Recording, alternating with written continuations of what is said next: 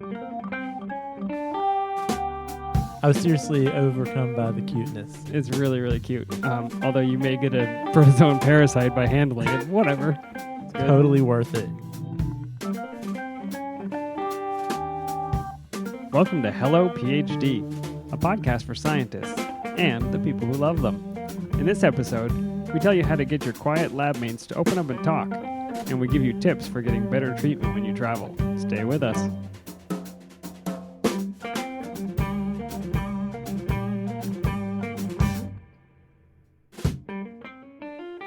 Welcome back. This is Hello PhD, Episode 7. I'm Joshua Hall. And I'm Daniel Arneman. And we will explore the human side of science culture and life in the lab. How you doing, Dan? I'm doing very well. We have a very special beer tonight. I got a big bottle. A big bottle of special beer. Tell me about it. This is Samuel Smith's Nut Brown Ale. Sammy Smith. I don't think that's what they call it. They say Samuel Smith. Very formal. This is brewed at the Old Brewery Tadcaster, established 1758. This is as much as I can learn from the label. What's the location on that? Product of England. England. We have gone international on the Hello Product PhD. of England, sourced by your Trader Joe's. Gotta love TJ's. Yeah, they had quite a selection this week. So I picked this up, and I like this one. It's not a style that I normally drink. I don't drink a lot of brown ales, but it is much sweeter than a lot of beers that I try. Yeah, I'm getting a lot of caramel notes. And the color is quite dark. It is. Are you a caramel person or a caramel person? I grew up in Pennsylvania where we said caramel, but now I probably say caramel because I'm a food snob. Yeah, I think I grew up caramel. Not that I grew up somewhere where we normally pronounce things correctly, but I think caramel apple, caramel corn. Yeah, I definitely was a caramel person. Do you say crayon or crayon? I'm definitely a crayon. Oh, you're so snobby. Not a crayon person, although I do not distinguish between a writing pen and a stick pen. Okay, well that's a southern thing. We can't get into that. We are way off topic. Samuel Smith Nut Brown Ale is what we're enjoying. You just got back from some travels, didn't you? I did. I actually had a great time off the grid. I actually was away from cell phone service, computer service, Wi-Fi, podcast service, off of social media entirely. You were being punished for something? I don't understand. No, I was camping and hiking the north rim of the Grand Canyon. I repeat, you were being punished for something? Camping is the same thing as being punished for something, I assume. Well, it was fantastic, and because I'm such a lucky guy, the Grand Canyon area of Arizona, which has been under drought conditions for quite some time, happened to rain most of the time I was there. Or did you cause it? Well, correlation is causation. If I learn one thing from science, your presence caused rain. Well, the only way to know for sure is I need to go back. I think they should fund your trip. Yeah, the Grand Canyon, that's something. It's I had never been before, but it is truly something. It takes your breath away. It was more than I expected. It was brilliant. They don't call it the Meh Canyon. It was indeed grand. I encourage anybody, if you haven't seen it, to check it out. It was amazing. But you also made it over to Vegas? Yeah, so flew in and out of Vegas, and something interesting happened while I was there, and I want to get your opinion on this. So flew into Vegas, just stayed one night in Vegas before getting an early start to the Grand Canyon. Circus. I know you love the circus games. Just stayed at one of the casino hotels right on the Strip. It was cheap. Wasn't going to be there for a long time. And so I got a pretty cheap room, $90 a night room. That's too a good bad. price anywhere, yeah. Exactly. And so I went to check in and gave my name to the desk clerk. And she looked at me and said, "Well, sir, would you mind if we upgrade you to the presidential suite at no extra cost?" I assume she heard the podcast. That doesn't make sense. She's a big fan. Yeah, she's a big fan. So this room was pretty unbelievable. I had to actually, it's one of those you had to stick your card in for the elevator to access that floor. It was the only floor, top floor.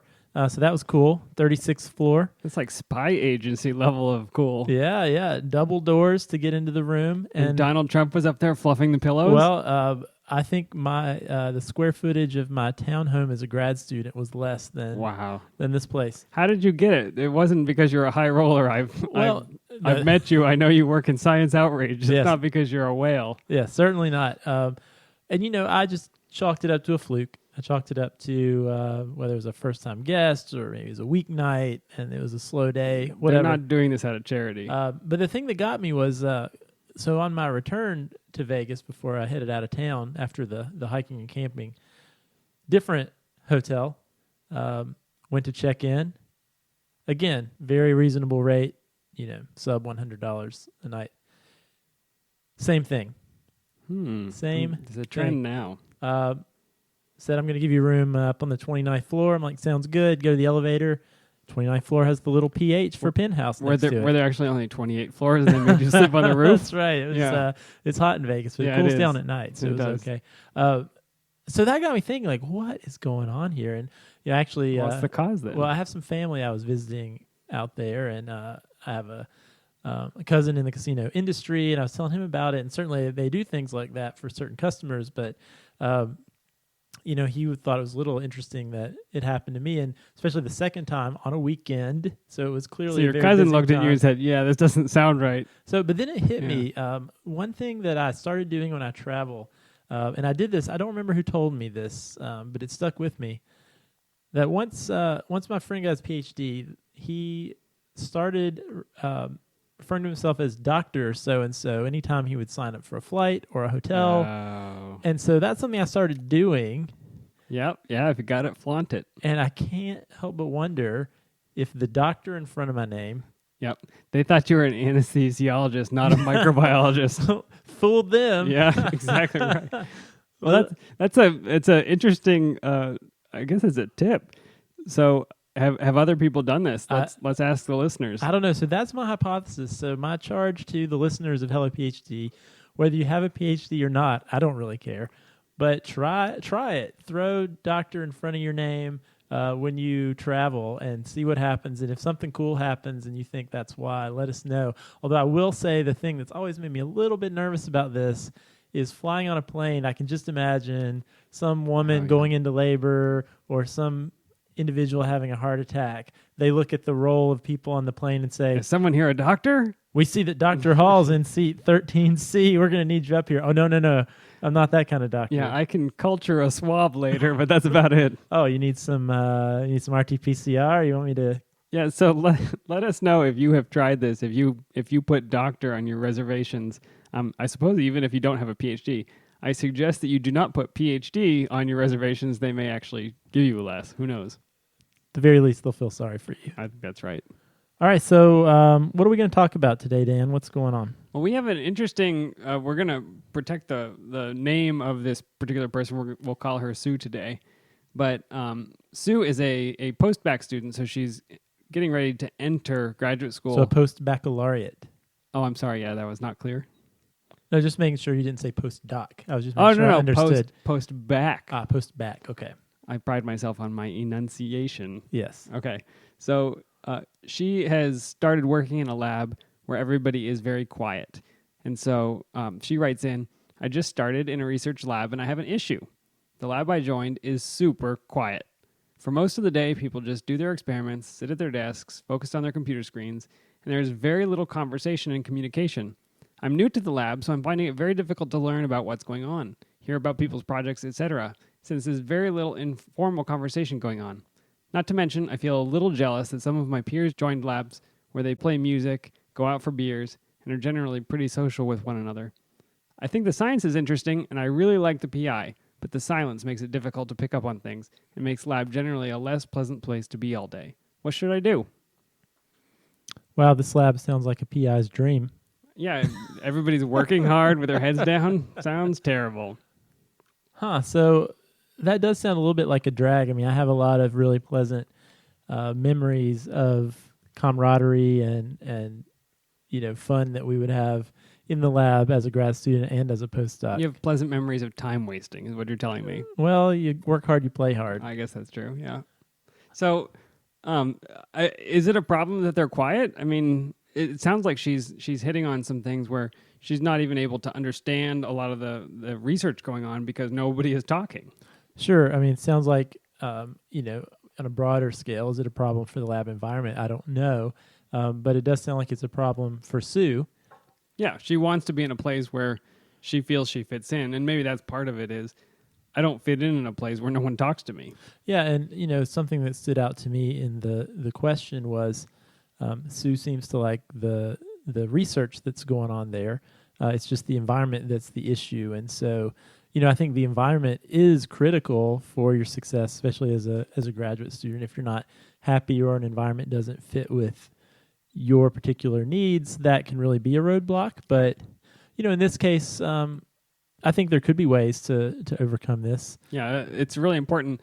I've told Josh about this. I haven't mentioned it on the show yet. I have a sort of 4-part list of what makes you happy in your work, and one of the key parts is environment. So the way the work environment is really matters. You could love the field you're in, you could love the skills you're using, you could love the lifestyle you have outside of lab or whatever you're doing, but if you go in every day and it's a drag, you won't stay there. Absolutely. I often tell students this, and I don't think they always believe me, but I think especially as a graduate student or earlier in your training, an undergraduate, post-baccalaureate, or graduate student, I think that being in an environment where you're going to get really solid training for you is more critical than the specific research you're doing at that stage in your career. It's probably a bit controversial to say that, isn't it?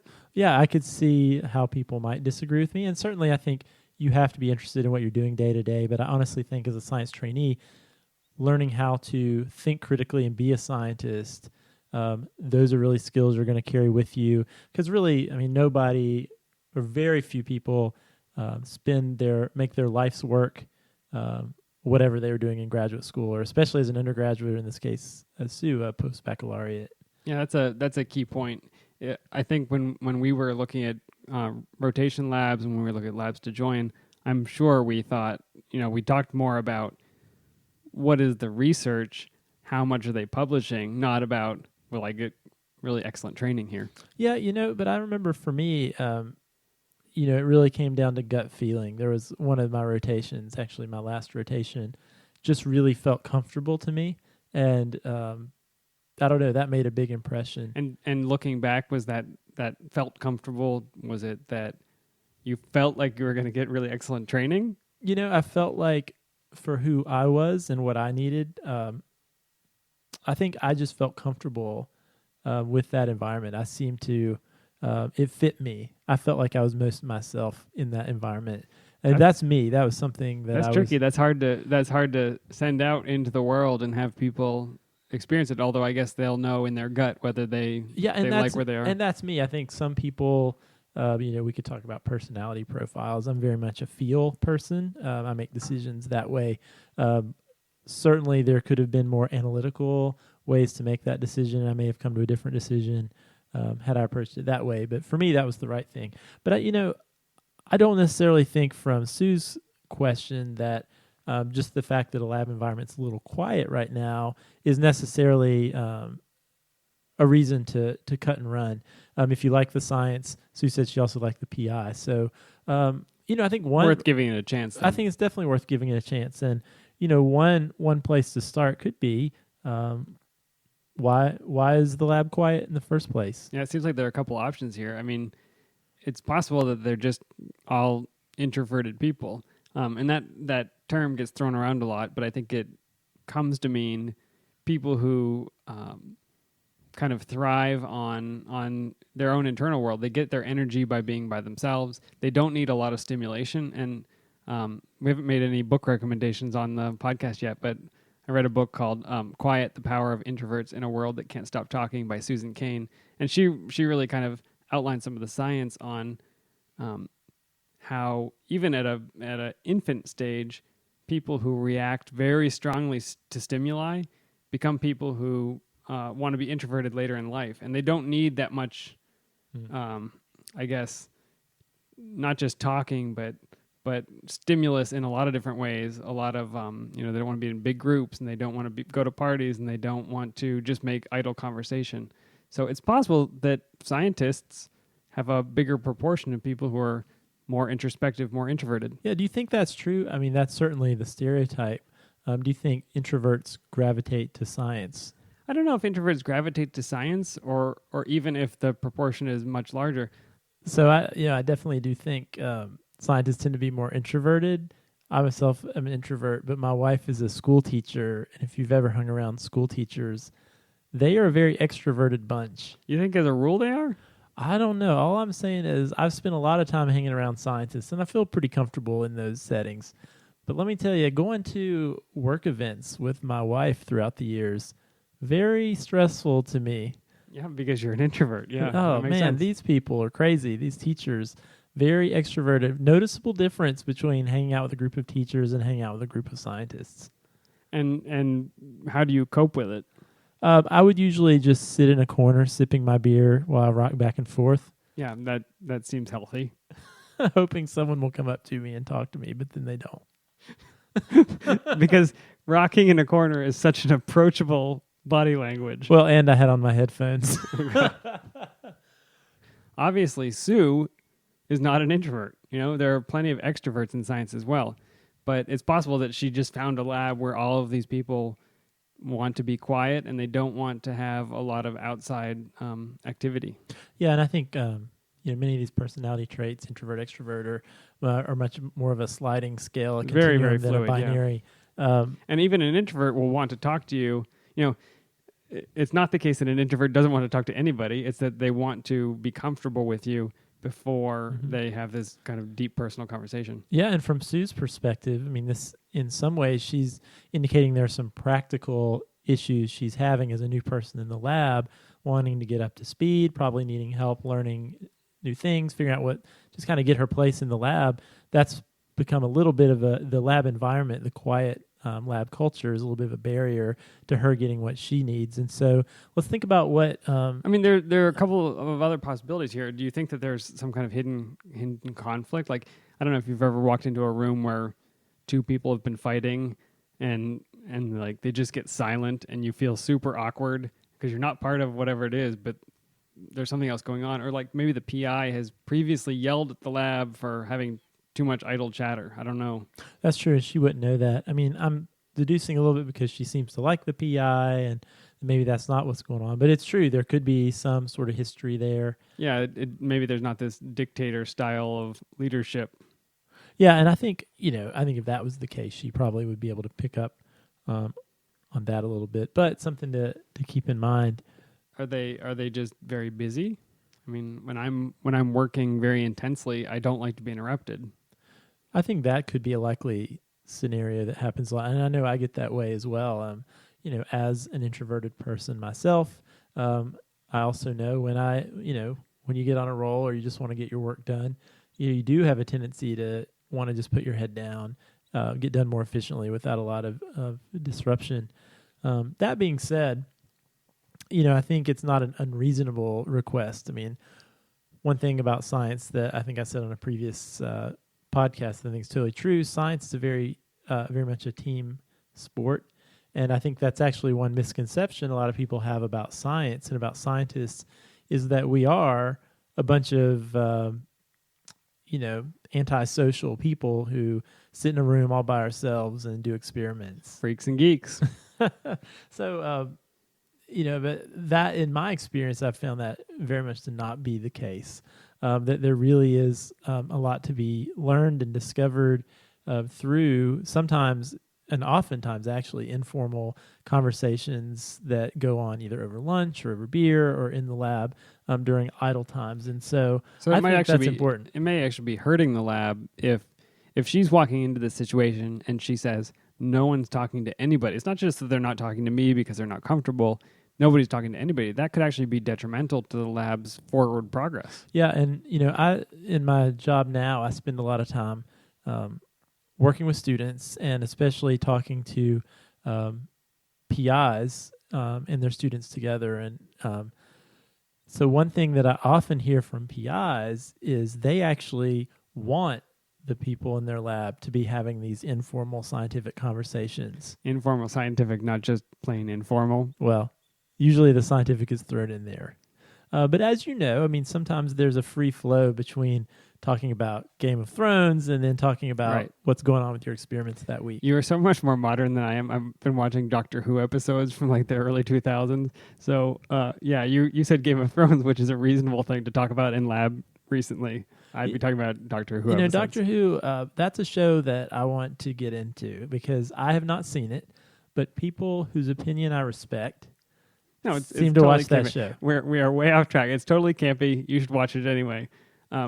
But you think that the PIs are actually supportive of these conversations that are not about Game of Thrones. This is a very British episode we have going so far this week. We have a British beer, Doctor Who. We should have less British beer and more discussion. We will have tea time after the etymology section. But getting back on track, I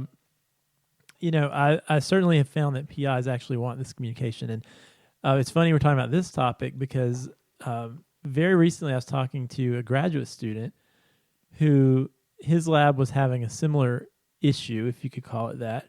The lab environment was very quiet, and he said his PI actually instituted a policy where she banned the use of headphones in the lab. Earbuds too, or just headphones? All ear-worn devices that transmit sound. I would have to invest in invisible ear-worn devices. And that may sound extreme, but I kind of get it on one hand because I remember when I was an undergrad, it was a little bit, I'm not that old, but it was pre-iPod day. And I remember the way music worked in the lab in those days where we had the lab stereo with the CD player. Oh, yeah, it was incredible. I heard so much terrible music. But you really had, it was like, it was competition to see who got to get there first and put their CD on because then everyone had to listen to whatever. I remember hearing specific complaints from another lab that one of the I think it was a grad student listened to opera, and he got in and he put on opera, and like opera is wonderful, but it's a very small niche of society that wants to hear it. Yeah. Whereas if you're listening to like, I don't know, pop rock or whatever, 80s funk, more people are going to like it theoretically.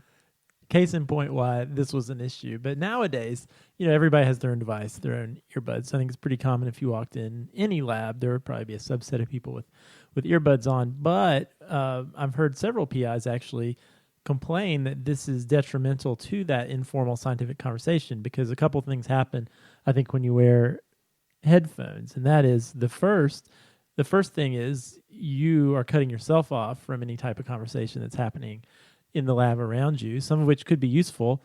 Maybe the TAE buffer got contaminated or somebody was having an issue there and you might not know it and you're having issues with your gel. Another thing that can happen is that I think you send a signal when you have earphones on, Dan. No, that's totally true. And that says, don't approach me right now. I work in a software company, and it is stated we use the headphones, the earbuds, as a sign that I am working on something and I don't want to be interrupted. So if I put my headphones on, it is known, it is explicit, try not to bother me because I'm working on something. Mm-hmm, absolutely.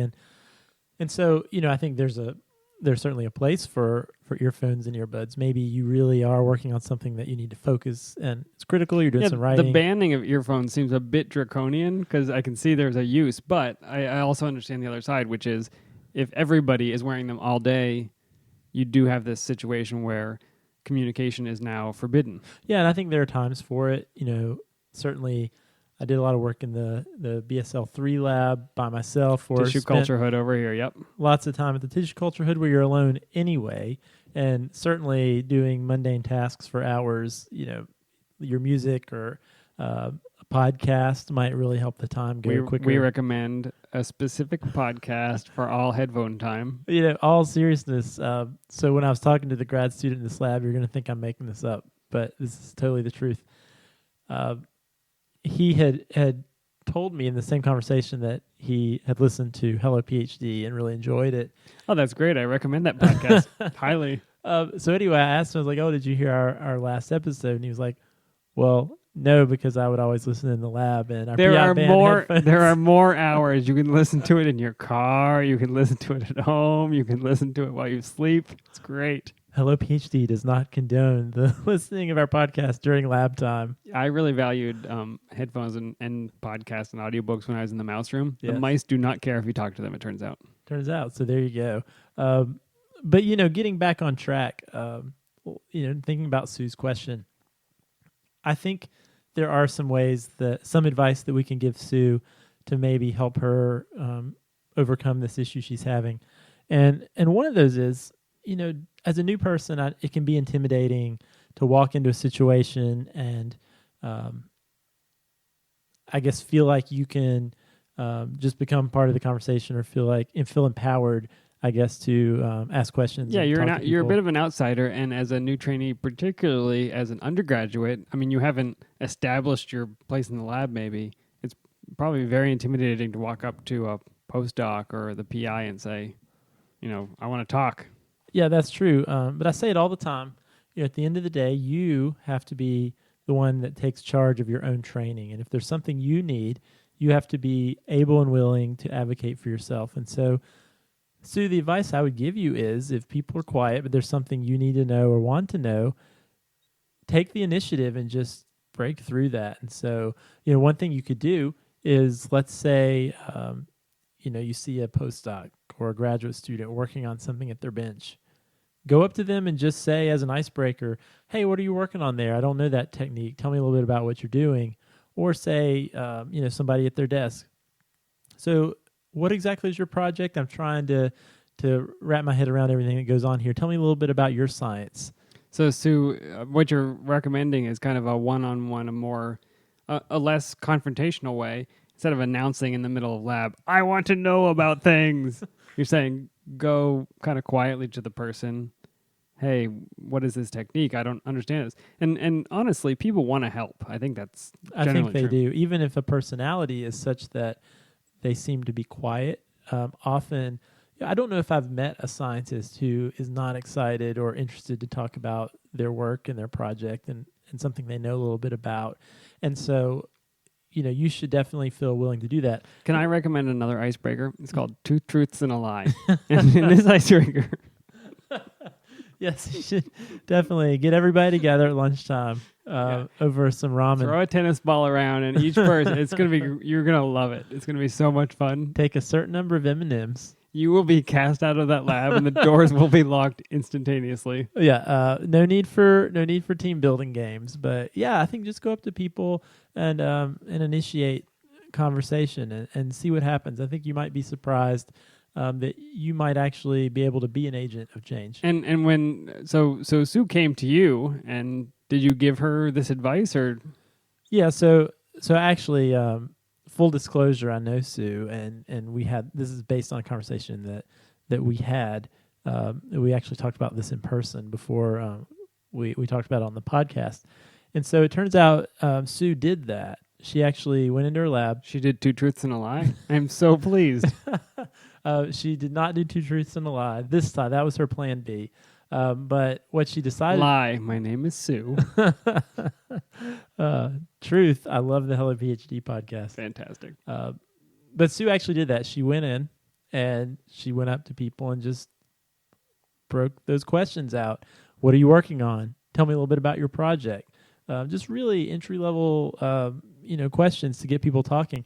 And what she said, which is really cool, is that once somebody started talking, then someone else who was sitting maybe at the desk next to that person then jumped in. And now, people actually are getting together and having these conversations about science much more regularly.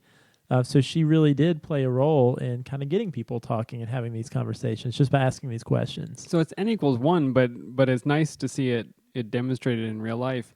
And if, no matter where you are in your science career, you can make a difference in the overall productivity of the lab. I mean, it's a pretty incredible story to think that this not even graduate student yet has now improved the level of communication in a top tier lab. Yeah, and I think it's, I think it just goes to show you should always feel empowered to get what you need in your training. And so as a scientist, you should, and as a trainee, you should never be afraid to ask questions if there's something you want to know. And I think what you'll find is is most people like talking to you. They like answering questions. They like being helpful. It's just sometimes you have to take the initiative to break down that wall. Excellent. Well, can I do this week's word origin puzzle? Yes, the etymology puzzle, always a favorite. Okay, so last week's clue was this bow-shaped protozoan parasite was originally discovered in African rodents known as gundis, not in cats. Now, did you have a guess this week, Josh? I think I know this one. Okay, go ahead. Which is exciting because I never know it. So with my microbiology background, I'm going to go out on a limb and say you were talking about Toxoplasma gondii. You got it exactly. Now, what gave it away? Well, I have never heard of a gundi. Yeah, me either. But I happen to know toxoplasmosis, yep, which is caused by Toxoplasma gondii, is thought to be often caused by cats. Yep, so the cats part gave it to you. And my undergraduate lab that I worked in for 2 or 3 years, I don't even remember now, was a Toxoplasma lab, but I never actually knew what the name meant. I don't know why it took me so long to look up, but I did. And so this one is really kind of cool to me because the history of the word has changed over time, and it doesn't mean what you think it means. So toxo, I think toxic. I don't know what you think. Yeah, that's what I would have thought. Yeah, and that's what it meant in kind of late Latin, but it came from Greek and it came from some languages prior to that. In the Greek word toxikos actually refers to arrows in archery, which is kind of an unusual thing. And it's because there was a particular kind of poison, which toxic comes from, that was used on arrows. Before that, toxon meant bow. So this comes from Scythian, which is a very, very old language. But the original meaning of the word toxic and toxo comes from the word bow because they poisoned arrows. Really Very bizarre thing. So plasma, I thought, had something to do with blood. It actually means something that's shaped or molded. So toxoplasma is bow-shaped, and that was in the clue. There you have it. And gondii comes from the gundi. I'll post a picture of a gundi. They're adorable little animals. Also known as the comb rat. The comb rat. Yeah, it's kind of a gross thing to... I think gundi is cute. Can we post a picture of a gundi on the website? I was seriously overcome by the cuteness. It's really, really cute. Although you may get a protozoan parasite by handling it. Whatever. It's good. Totally worth it. It looks a little bit like a hamster or a chinchilla. I'll put it up. So that was the answer, Toxoplasma gondii. Hopefully you got it. And I'm going to give you this week's clue. What's the puzzle for this week? Okay. So this minimally invasive surgical technique may use a small camera to take a look through an incision in your flank. So again, this minimally invasive surgical technique may use a small camera to take a look through an incision in your flank. Remember, we're looking for a scientific word described by the clue, and once you get it, you'll find that the literal meaning of the science word is a phrase in the clue itself. So if you think you know, you can email me at puzzle@hellophd.com, and we'll find a winner. Sounds great. I'm always excited to find out what the answer is because I usually don't know it. I'm going to go look up the word of caramel because that is our beer flavor of the week. Yeah, this is a good beer. I've really enjoyed it and really enjoyed the discussion today. I hope this is helpful to any of you out there dealing with some introverted folks in your lab. Maybe the answer is take a bottle of the Smith's Nut Brown Ale and just crack that open in lab. People start talking about a lot of things. So that's all the time we have for this week. Dan, it was good talking to you as always. I enjoyed it. Let's do it again sometime. If you guys enjoyed the podcast, we would really love for you to spread the word. We would love any of you guys out there, share Hello PhD with one person in your lab this week, and we would appreciate it. Or one listserv of 10,000 people. That'd be even better. Even better.